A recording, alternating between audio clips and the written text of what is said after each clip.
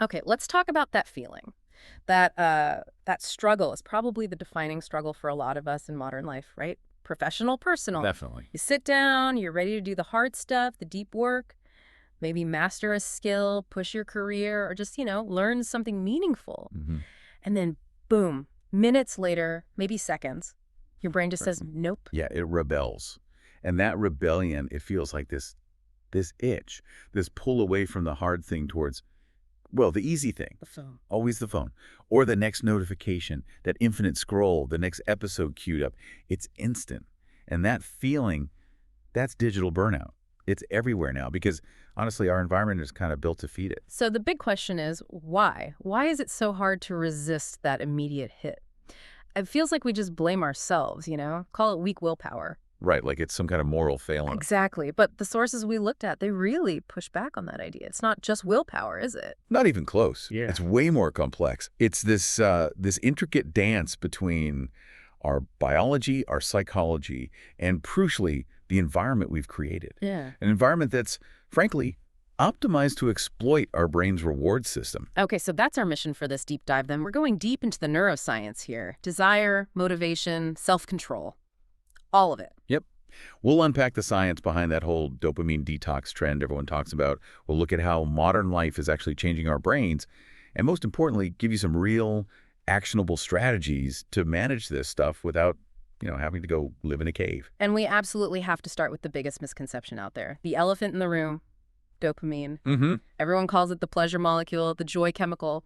I even saw someone call it the Kim Kardashian of molecules because it's so famous but maybe misunderstood. Uh-huh. I like that. But yeah, it's critically misleading. Calling it the pleasure molecule just completely undersells what dopamine actually does. It's so much more powerful and honestly kind of more fundamental than just pleasure. So we need to make a distinction. We absolutely do. We need to separate what the brain wants from what the brain actually likes. Right. Big difference. Okay, let's jump right into that. If dopamine isn't pleasure, what is it doing? What's happening when that circuit lights up? So dopamine is primarily about desire. It's about motivation. It's about wanting.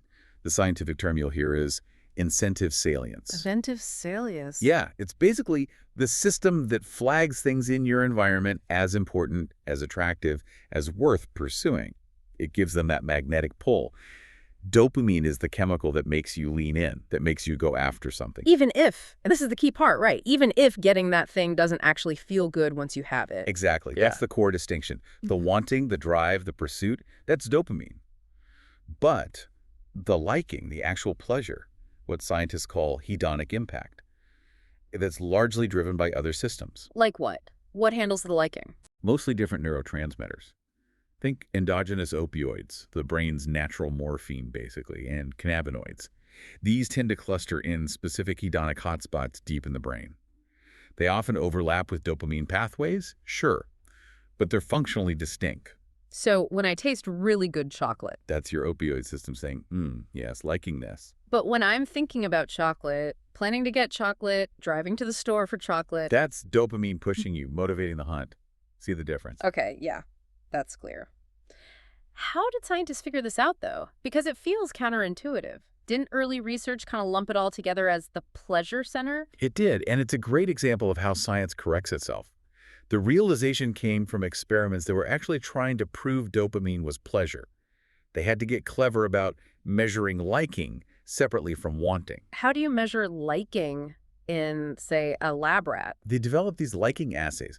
One really neat one looks at facial expressions. Rats, like humans, make distinct facial expressions when they taste something pleasant versus unpleasant. Like scrunching up their nose at something bitter. Exactly. Or these little tongue protrusions for sweet tastes versus gapes for bitterness. These are consistent across species, even in human infants. They're a really reliable, unbiased way to measure the actual hedonic experience, the liking. Okay, so they have a way to measure liking, then they messed with the dopamine system. Yep. And what they found was striking. Manipulating dopamine dramatically changed the wanting, how hard the rats would work for a reward, how much they'd seek it out. If you suppress their dopamine, they basically showed zero motivation to press a lever for food. They just wouldn't bother. Wouldn't lift a paw. But, and this is crucial, if you put the food directly in their mouth, their facial expressions, their liking response to the taste, Totally unchanged. Wow. So they still enjoyed it, they just had no drive to get it themselves. Precisely. The seeking fuel was gone, but the enjoyment to consumption was intact. And this isn't just rats. They've done similar studies in humans. How does that work in people? Well, they can use medications to temporarily suppress dopamine function. When they do that, people report less desire to, say, consume a drug they might be dependent on, or even eat a sugary treat. But their subjective pleasure ratings, once they actually consume it, those ratings don't really change. So the wanting goes down, but the liking stays the same. Exactly. This really cemented dopamine's role. It's the molecule of desire, the engine of motivation, but it's not the source of pleasure or contentment itself. And this distinction isn't just academic, right? It has huge real-world implications. You see this play out dramatically in conditions like Parkinson's disease. Absolutely. Parkinson's involves a devastating loss of dopamine neurons.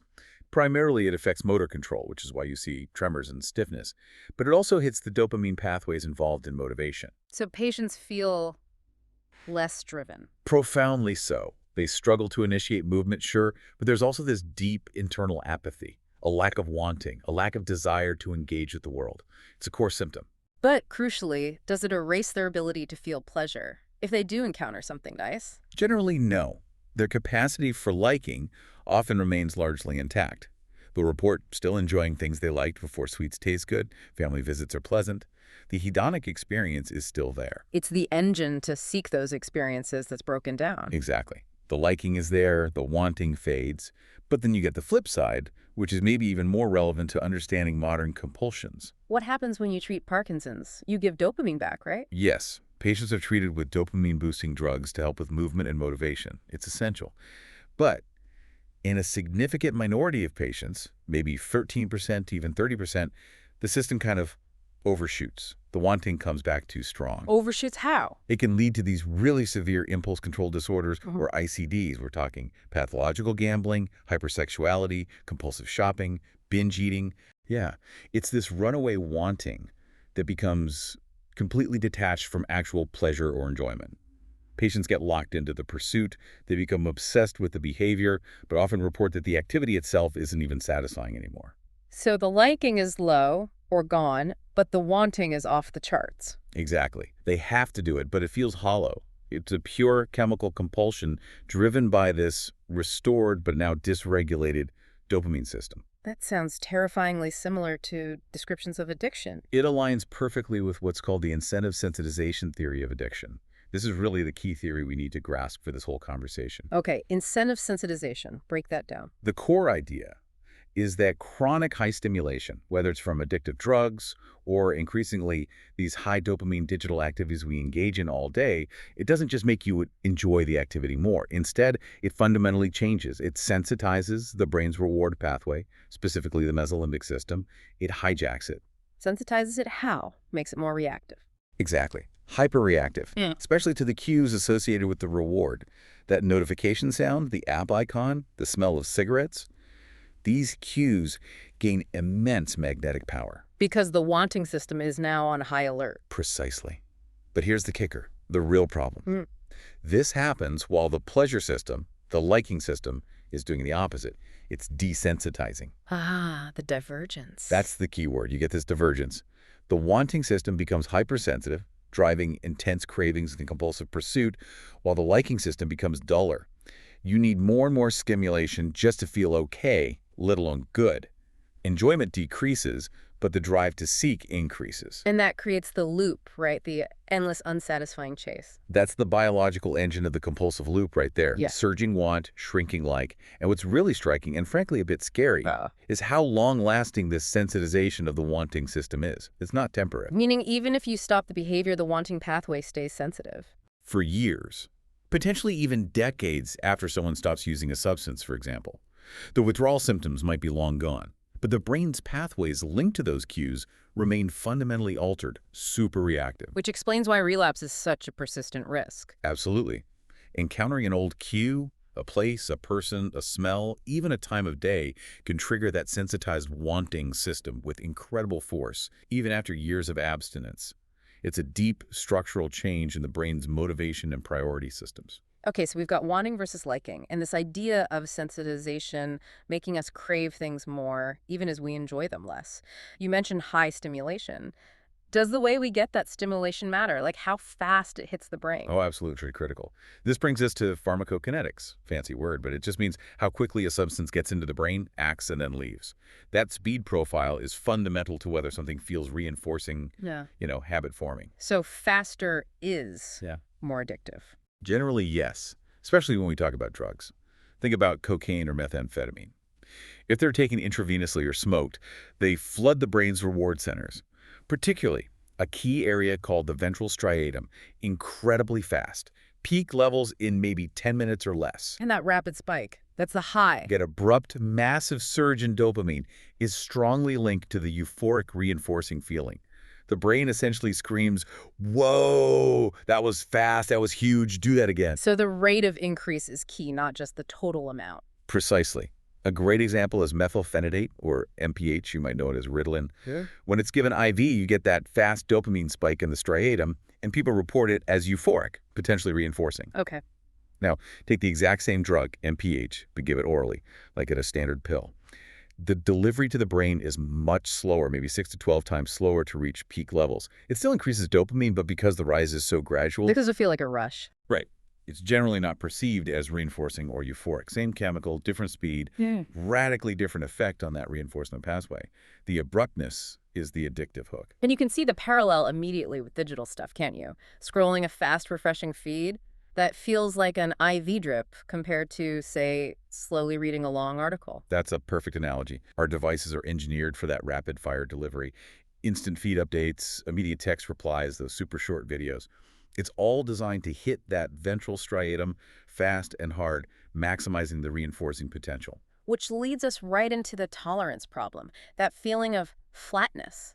When you step away from the constant stimulation and everything feels kind of gray, that's downregulation, right? The brain trying to cope. Exactly. The brain is always trying to maintain balance, homeostasis. When it's constantly bombarded with these huge artificial dopamine spikes from drugs, sure, but also from what we can call high dopamine activities, or HDAs. Like gaming, endless social media, maybe even lots of sugar. Yep, all those things. The brain basically says, okay, this signal is way too loud, too constant. So it starts turning down the volume. That's downregulation. How does it turn down the volume? Primarily by reducing the number of dopamine receptors, especially the D2 type receptors. Think of them as docking stations for dopamine. Fewer docks mean the signal has less impact, or it might make the existing receptors less sensitive, harder to activate. So even if the same amount of dopamine gets released, the effect is weaker. Precisely. You need more of the stimulus, more scrolling, higher stakes in the game, maybe a bigger dose, just to get the same effect you used to.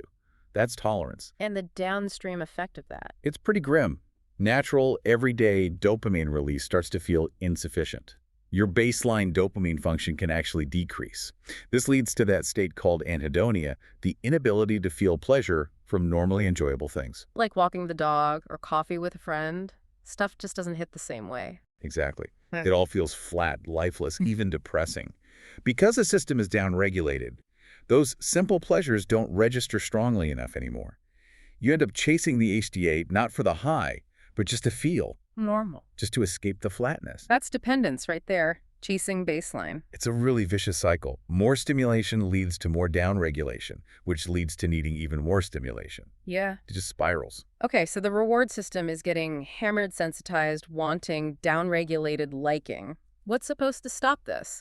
Our rational brain, our willpower. That's where the frontal lobes come in. The executive control centers. We're talking about the prefrontal cortex, the PFC, and another area called the cingulate gyrus, or CG. Addiction isn't just a reward system problem. It's fundamentally a failure of these control systems. Let's clarify those roles. The PFC is like the CEO, right? Planning, impulse control. Yeah, exactly. Long-term goals, weighing consequences, putting the brakes on immediate gratification. The PFC is what should say, hey, scrolling Twitter feels good now, but that deadline is more important. And what happens to the PFC in addiction or chronic compulsion? Brain imaging studies show a really strong correlation.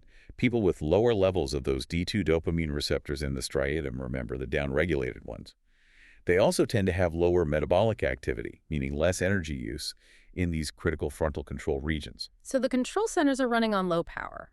Kind of, yeah. Two areas seem particularly affected. One is the orbitofrontal cortex, the OFC. It's heavily involved in figuring out how valuable things are, assigning salience.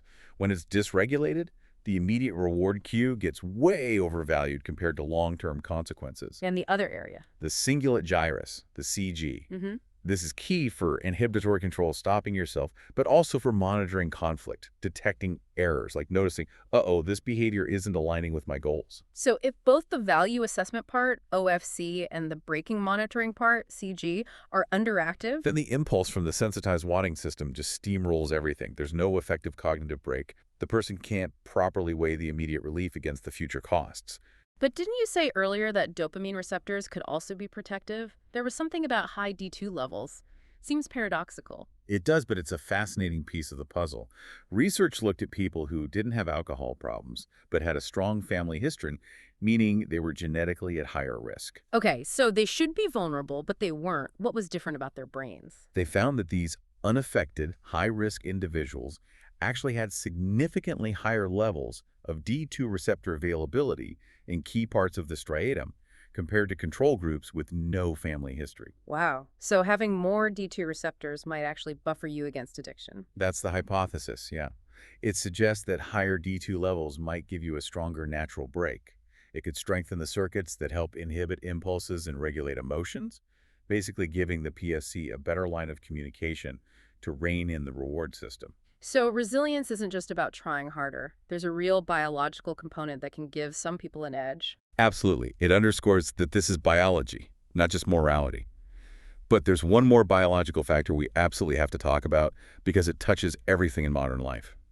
Let me guess. Stress. You got it. Stress is like throwing gasoline on the fire when it comes to compulsion and addiction. Chronic stress messes with dopamine function big time. How so? Well, prolonged stress tends to dampen your baseline dopamine levels, especially in the emotional parts of the reward system, the limbic striatum. So right off the bat, stress makes you feel flatter, less motivated. And when you feel flat. The appeal of anything that promises a quick escape or a boost skyrockets.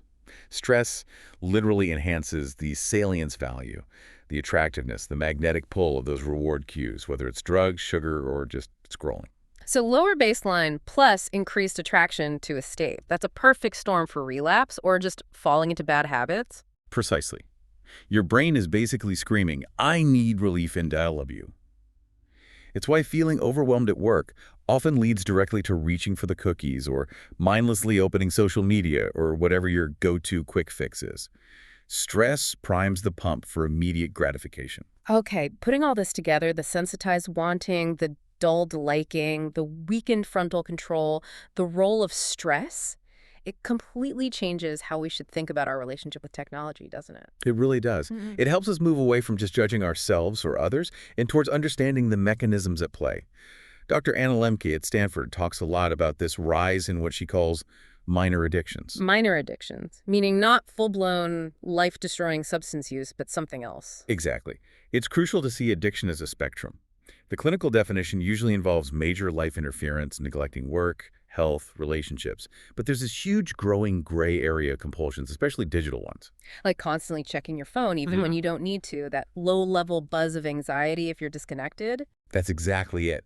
These might not ruin your life overnight, but they carry this insidious cost, a slow erosion of focus, presence, and maybe even deeper satisfaction that you might not notice until years down the line. And this is amplified because the technology itself isn't neutral, right? It's designed to exploit this very biology we've been discussing. Well, 100%. The architecture of social media, streaming platforms, mobile games, it's not accidental. It's built on principles of behavioral psychology and neuroscience, specifically designed to keep you engaged. How do they do it? A key mechanism is mimicking variable ratio reinforcement schedules. That's the technical term for principle that makes slot machines so addictive. Unpredictable rewards. Exactly. Think about scrolling your feed. You might see 10 boring posts, then a funny meme, then 5 ads, then a comment that really boosts your ego, then more junk. So most of it isn't actually rewarding. The liking is pretty low overall. Right. But it's the unpredictability that hooks you. You never know when the next little win is coming, the interesting post, the like, the validation. That unpredictability keeps the dopamine system firing on all cylinders, anticipating the next potential reward. So you keep pulling the lever or keep scrolling, not because it consistently feels good, but because of the chance it might feel good next time. That's incentive salience weaponized. Your wanting system is hijacked by the promise, even if the reality is often underwhelming. Stopping becomes incredibly difficult because you might miss the next hit. And we're seeing the collective impact of this, aren't we? On a societal level. The data seems pretty clear. We have more access to entertainment and information than ever before in history, yet rates of depression and anxiety globally are climbing. Something's not adding up. It feels like we're optimizing for speed and instant gratification and losing something important in the process. We definitely seem to be losing our capacity for delayed gratification. Our tolerance for frustration, for boredom, for the discomfort of sustained effort, it's eroding. And with it, perhaps, the ability to engage in the kind of deep, focused work that leads to mastery and real accomplishment. And you mentioned earlier, we're also interrupting ourselves constantly. We don't even let ourselves process things anymore. That's a huge, often overlooked cost. That moment of boredom, that awkward pause in a conversation, that slight feeling of stress. What's the immediate reflex for so many people? Reach for the phone. Exactly. We jumped to fill the space, to escape the feeling, however mild. And in doing so, we prevent our brains from entering what neuroscientists call the default mode network, or DMN, the resting state network. Why is that resting state important? What happens in the DMN? It's far from idle. The DMN is critical for things like consolidating memories, processing complex emotions, making connections between ideas, basically integrating our experiences. It's linked to creativity, self-reflection, and a sense of overall well-being. So by constantly seeking external input, we're starving the DMN. We're essentially preventing it from doing its crucial background work. This is why practices like just sitting quietly, or the Dutch concept of Nixon intentionally doing nothing, are so valuable. It's not laziness. It's necessary mental maintenance. We need that downtime for our brains to sort things out. Thinking about delayed gratification inevitably brings up the marshmallow experiment, right? The classic study.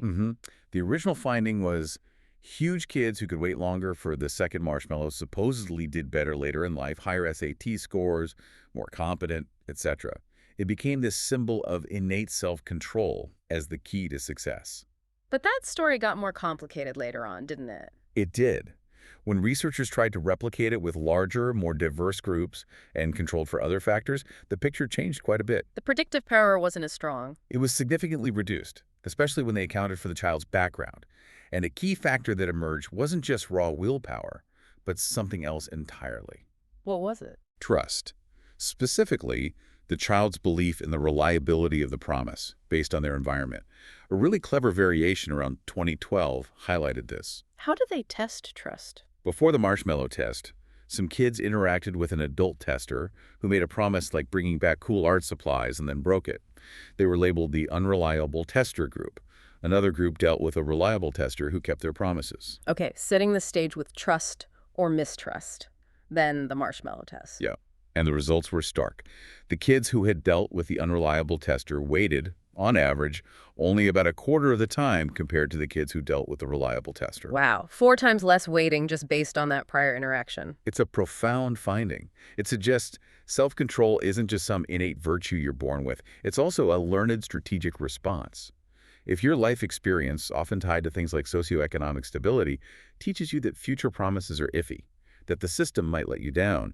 Then grabbing the sure thing now is the rational move. Exactly. It's not a failure of willpower, it's an adaptive strategy. Why wait for 2 marshmallows later if you have good reason to believe later might never come, or the second marshmallow won't materialize? That completely reframes it. So cultivating delayed gratification isn't just about individual grit. It also requires an environment where you can trust that the effort will pay off. Precisely. And you can see how our current digital environment, with its constant stream of instant, tiny, often hollow rewards, might subtly undermine our trust in the value of sustained, difficult effort towards a more distant, uncertain payoff. Okay, this brings us right to that trend we mentioned earlier, the dopamine detox. The idea you see all over the internet. Take a break from stimulating stuff screens, social media, junk food, whatever, to kind of reset your brain. It sounds appealing, right? Hit the reset button. It does sound intuitive, like cleaning the slate. But what does the actual neuroscience say? Can you just reset your dopamine levels like that? Well, most neuroscientists looking at this trend are pretty quick to wave some caution flags. The term dopamine detox itself is, well, it's scientifically inaccurate and kind of misleading. How so? It's not like a toxin you flush out. Not really, no. It implies dopamine is this single thing you can just lower across the board like turning down a thermostat. But the dopamine system is incredibly complex. Right, you mentioned multiple pathways, different receptors. Exactly. Distinct circuits serving different functions, motivation, movement, learning, focus. And it's constantly interacting with other neurotransmitters like serotonin, opioids, GABA. It's a whole symphony. You don't just lower your dopamine by skipping Instagram for a day. So what is happening chemically when you abstain from something highly stimulating that you usually do? Does dopamine just drop? It's more complex. If anything, when you abruptly stop a behavior that your brain has come to expect and rely on for dopamine hits, you're likely to experience a stress response. Yeah. Your brain registers the lack, the deprivation. You might get a surge of stress hormones like cortisol. The feeling isn't necessarily low dopamine so much as withdrawal or discomfort. Okay, so the chemical reset idea is shaky.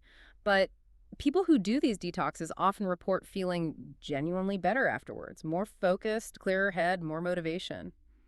If it's not the dopamine reset, what's actually going on? Why does it seem to work? I think the real value of a so-called detox lies in its behavioral and psychological impact, not so much the specific neurochemistry implied by the name. It's basically a practical application of principles from things like cognitive behavioral therapy, CBT. How does it connect to CBT? Well, a detox forces you into self-regulation. By deciding to abstain, you're creating intentional friction. You have to identify the triggers, the cues, the automatic behaviors that lead you down the path of instant gratification. And then you have to, and sit with the discomfort of not doing it. That's the core of it. You're intentionally choosing not to give in to the urge. And what happens when you do that? You feel the withdrawal, the anxiety, the restlessness, the boredom, maybe that FOMO, fear of missing out. It feels awful initially. It often does, but the therapeutic power comes from tolerating that discomfort. You're learning to sit with those difficult feelings instead of immediately reaching for the escape. Hatch the phone, the snack, the binge watch. I've heard therapists talk about riding the wave of a craving. That's a perfect description, often drawn from mindfulness practices. Urges, cravings, difficult emotions, they tend to feel like waves. They build intensity, they peak, and then if you don't feed them, they naturally subside. But if you always give in right away. You never learn that the wave will actually break on its own. The detox period forces you to practice riding that wave. You observe the craving. Wow, I really want to check my phone right now. You notice the discomfort, but you don't act. You practice non-judgmental awareness. And doing that creates space between the urge and the action. Exactly, that crucial pause. Instead of being on autopilot, feel bored, grab phone it, you introduce a moment of conscious choice. You acknowledge the feeling, maybe label it, there's that restless feeling again, and then you can decide on a response that aligns better with your goals, rather than just reacting impulsively. So it's strengthening that executive control, the PFC we talked about. Precisely.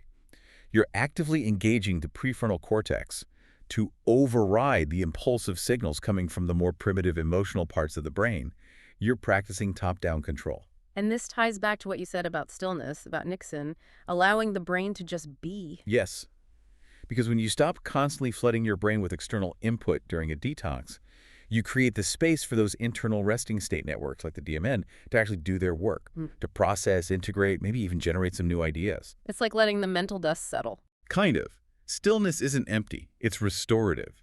It helps rebuild our tolerance for internal states, for boredom, for just being a capacity that our hyperstimulated world really erodes. So the detox works, but probably not because it's literally detoxing dopamine. It works because it's a behavioral training exercise in self-regulation, discomfort tolerance, and mindfulness. It retrains your brain to find reward in things other than the instant hit. Okay, this is all incredibly insightful. It feels like the big takeaway is that we're not just puppets of our neurochemistry. We have the power to be intentional. Absolutely. That prefrontal cortex gives us a remarkable capacity for top-down control. The goal isn't to eliminate pleasure or disconnect entirely. It's about becoming more conscious, more deliberate in our choices, choosing long-term fulfillment over those fleeting, often empty hits. So let's get really practical now. What are the actionable strategies? How can we leverage this understanding to build better habits, sustain motivation, and exercise more self-control, starting with using our own thoughts, the cognitive side? A fundamental starting point is recognizing just how subjective dopamine release is. Your brain doesn't know about external reality directly. It only knows the chemical signals associated with events. And your thoughts, your interpretation of events, powerfully shape those signals. Meaning, how I think about my progress affects my dopamine. Massively. The feeling that you are on the right track, that you're making progress towards a meaningful goal, even small steps, is a huge non-placebo trigger for dopamine release. It fuels motivation from the inside out. So that self-talk, like, okay, I finished that section, good job, isn't just fluff. It's actually doing something neurochemically. It's a potent endogenous stimulant. Your PFC is essentially telling your motivation system, yes, keep going, this is working. You need to consciously register milestones, acknowledge the effort, frame the hard work itself as progress. Telling yourself, this is difficult and it's moving me forward, helps the PFC maintain control over those impulses screaming for an easier path. You're basically manufacturing your own motivation fuel. That's empowering. What about other cognitive tricks? You mentioned casinos earlier. Can we use their strategies for ourselves? Something about random intermittent rewards. Yes. RRT, random intermittent reward timing. It sounds counterintuitive, but it's incredibly powerful for building long-term drive or grit. The idea is to decouple the reward from the completion of every single task. So, don't celebrate every win. Not necessarily in the same way every time. Sometimes when you hit a milestone, finish a difficult chapter, complete a workout, absolutely acknowledge it, feel good, maybe take a break. But other times, randomly, make a conscious choice to just keep going, push through to the next step without stopping for the self-congratulation or the break. Why does randomness work better than consistent reward? Because if the reward is guaranteed every single time, your motivation tends to peak just before the reward and then crash immediately after you get it. Intermittent reward keeps the dopamine system engaged in the process, in the effort itself, because the reward might come after this next bit of work, or maybe the one after that. It's sustained seeking behavior. Like the slot machine, keeping you pulling the lever. Exactly. But you're using it intentionally to fuel your own long-term projects, especially those where external rewards are few and far between. You associate the effort itself with potential reward. Okay, that's a mental hack. What about something more physical? You mentioned a technique called spotlighting. Using vision. Right. This leverages the very direct link between your visual system and your alertness-focused systems, which involve dopamine and norepinephrine, epinephrine's cousin in the brain. It's super simple but effective. How do you do it? You intentionally narrow your visual field. Pick a specific small point in front of you, maybe a word on your screen, a dot on the page, even just a spot on the wall, and really focus your gaze on it for a few moments. Just stare at it intently. Yeah. Physically concentrating your vision like that seems to help recruit those neurochemicals associated with focus and readiness. It's like telling your brain, okay, time to zoom in, filter out distractions, and get ready for this task. It helps shift you into that state of goal-directed attention. Interesting. Okay, so those are cognitive and focus strategies. What about tackling the impulses head-on? Behavioral tactics for when the urge hits. We need some frontline defenses, ways to short-circuit that immediate compulsion loop. Probably the simplest yet most powerful is the 10-minute rule. The 10-minute rule, what is it? When you feel that strong urge, check the phone, grab the junk food, click away from the hard task, you make a deal with yourself. You will wait just 10 minutes before you act on it. Just 10 minutes. Why that time frame? Research on cravings and impulses shows they tend to peak relatively quickly and then start to subside if you don't feed them. 10 minutes is often long enough to ride out that initial intense wave. It gives the PFC time to catch up. Exactly. It breaks the immediate stimulus response loop. It inserts that crucial pause, allowing your more rational, goal-oriented brain regions to come back online and assess the situation. Often, after 10 minutes, the urge feels much less compelling, and you can choose more easily not to give in. This seems related to another idea, deliberately choosing difficult things. Instead of constantly seeking pleasure, embrace hardship. Absolutely. It's about flipping the script on our reward system.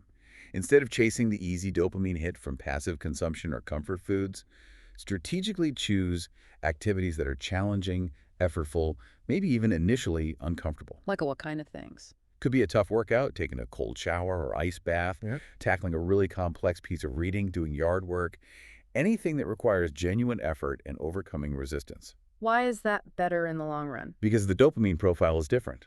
With these hard things, you don't get a big dopamine hit before you start working. There's no eager anticipation of easy pleasure. The reward comes after the effort. Your brain releases dopamine and other feel-good chemicals like opioids as a result of overcoming the challenge. The satisfaction of accomplishment. Exactly. And that earned reward feels more profound and lasts longer than the fleeting hit of instant gratification. Practicing this regularly builds resilience, mental toughness, grit. You're training your brain to value effort itself. This also sounds like the advice to focus on the process, not just the outcome. Very much so.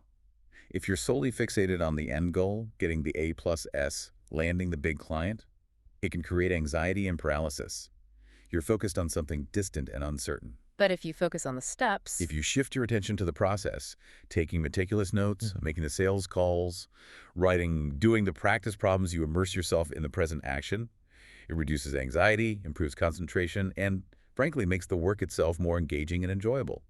The reward comes from mastering the steps along the way, which naturally leads to better outcomes and builds character. okay, process over outcome. Now let's talk environment, our digital spaces, our workspaces. How do we apply these principles there?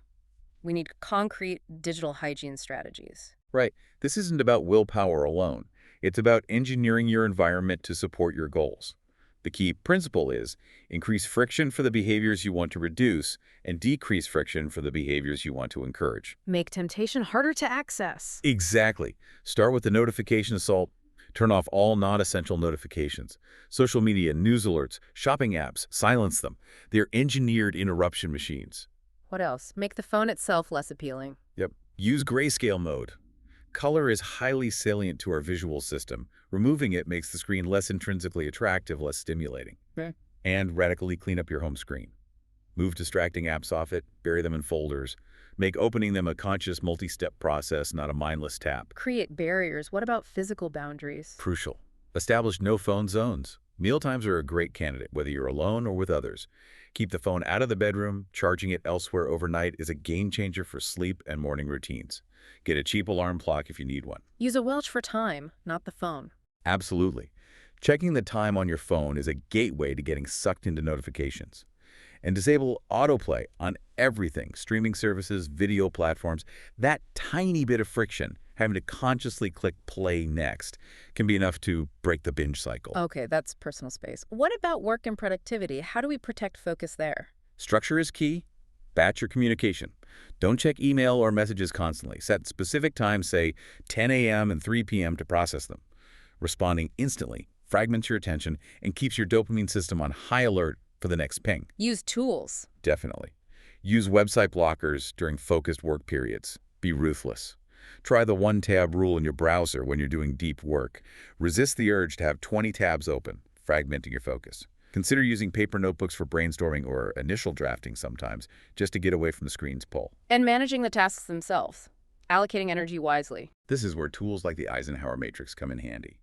Categorize tasks by importance, advances goals, and urgency needs immediate attention. The absolute key is to prioritize and schedule time for the important but not urgent tasks. The deep work, the planning, the skill building. Exactly. Compulsive digital behavior almost always lives in the urgent but not important, reacting to notifications, or not urgent and not important, mindless scrolling quadrants. Time blocking, actually scheduling chunks in your calendar for that important work, helps protect that energy from being frittered away on distractions. Okay, one last warning you mentioned. Dopamine layering. Stacking stimulants. Yes, this is a really subtle but pervasive modern habit that undermines long-term drive. We get used to needing multiple dopamine hits just to get through a single activity. Like Needing caffeine, plus sugary snacks, plus high-energy music, plus checking your phone intermittently just to tackle a work project. Or eating a pre-workout drink and intense music and maybe a podcast just to go for a run. sounds like overload. Why is that bad? Because you're creating these massive artificial dopamine spikes. It might feel motivating in the short term, but it leads to a bigger crash afterwards. And more importantly, it trains your brain that the activity itself isn't rewarding enough on its own. You raise your threshold for what feels motivating. So you become dependent on the layers just to function. Right. You erode your baseline motivation. Try, sometimes, doing the hard thing without all the extra layers. Go for a run with no music. Work on the report without the constant caffeine drip. Learn to find satisfaction in the effort itself. It makes your natural drive much more resilient and sustainable. #tag outro. Wow. Okay, so wrapping this all up. Yeah. What's the core message for everyone listening? It really feels like it comes down to agency, doesn't it? I think so. The science is complex, yes, but the message is ultimately empowering. We are not just passive victims of our reward circuits doomed to chase the next dopamine hit. We have this incredible tool, the prefrontal cortex, that allows for conscious top-down control. So the goal isn't some kind of joyless abstinence, but intention. Exactly. Moving from automatic, impulsive consumption to deliberate, value-driven choices. It's about understanding the system so you can work with it, and sometimes override it, to build a life that feels genuinely fulfilling, not just momentarily stimulating.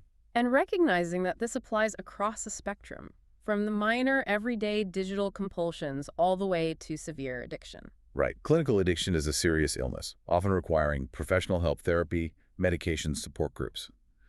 But the underlying principles of how reward, motivation, and control work are relevant to everyone struggling with less severe but still problematic habits.